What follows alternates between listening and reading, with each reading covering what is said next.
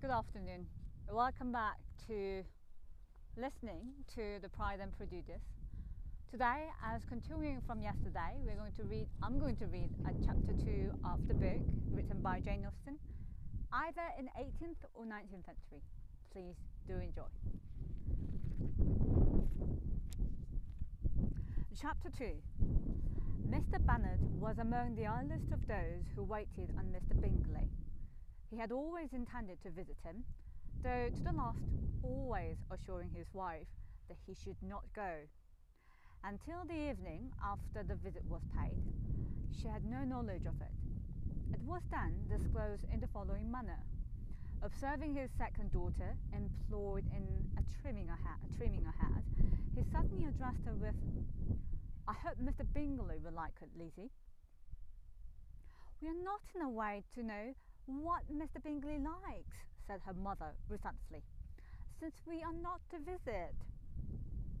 "But you forget, Mamma," said Elizabeth, "that we shall meet him at the assemblies, and that Mrs. Long has promised to introduce him." "Oh, I do not believe Mrs. Long will do any such thing. She has 2 nieces of her own. She is a selfish, hypocritical woman, and I have no opinion of her." "No more have I," said Mr. Bennet, "and I'm glad to find that you do not depend on her serving you." Mrs. Bennet deigned not to make any reply, but, unable to contain herself, began scolding one of her daughters. "Oh, don't keep coughing so, Kitty. For heaven's sake, have a little compassion on my nerves. You tear them to pieces." "Kitty has no discretion in her coughs," said her father. "She times them ill." "I do not cough for my own amusement," replied Kitty fretfully. "When is your next ball to be, Lizzie?" Tomorrow fortnight." "Aye, so it is," cried her mother, "and Mrs. Long does not come back till the day before, so it will be impossible for her to introduce him, for she will not know him herself."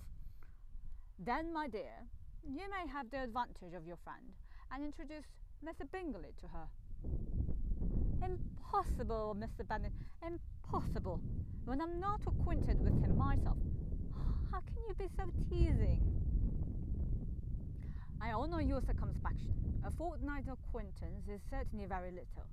One cannot know what a man really is by the end of a fortnight.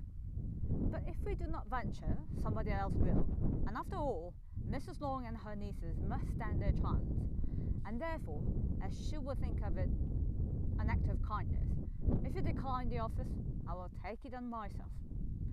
The girls stared at their father. Mrs. Bennet said only, "Nonsense, nonsense." "What can be the meaning of that emphatic exclamation?" cried he. "Do you consider the forms of introduction and the stress that is laid upon them as nonsense?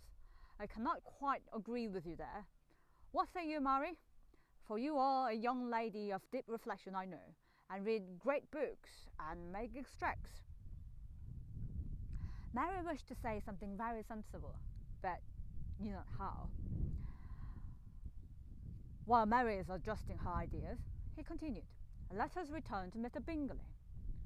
"Oh, I'm sick of Mr. Bingley," cried his wife. "I'm sorry to hear that, but why did you not tell me so before? If I had known as much this morning, I certainly would not have called on him. It is very unlucky. But as I have actually paid the visit, we cannot escape the acquaintance now." The astonishment of the ladies was just what he wished, and that of Mrs. Bennet perhaps surpassing the rest. Though when the first tumult of joy was over, she began to declare that it was what she had expected all the while. "How good it was in you, my dear Mr. Bennet! But I knew I should persuade you at last. I was sure you loved your girls too well to neglect such an acquaintance. Oh, well, how pleased I am! And it is such a good joke too, that you should have gone this morning, and never said a word about it till now." "Now, Kitty, you may cough as much as you choose," said Mr. Bennet, and as he spoke, he left the room, fatigued with the raptures of his wife. "What an excellent father you have, girls," said she, when the door was shut. "I do not know how you will ever make him amends for his kindness, or me either, for that part. At our time of life, it is not so pleasant, I can tell you, to be making new acquaintance every day. But for your sakes, we'd do anything. Lydia, my love, though you are the youngest, I dare say Mr. Bingley will dance with you at the next ball." "Oh," said Lydia stoutly, "I'm not afraid, for though I am the youngest, I am the tallest." The rest of the evening was spent in conjecturing how soon he would return Mr. Bennet's visit and determining when they should ask him to dinner. Well, that's the end of chapter 2. I hope you enjoyed it, and as always, if you enjoyed it, if you liked it, please click on the subscription button right behind, written in red color, I think.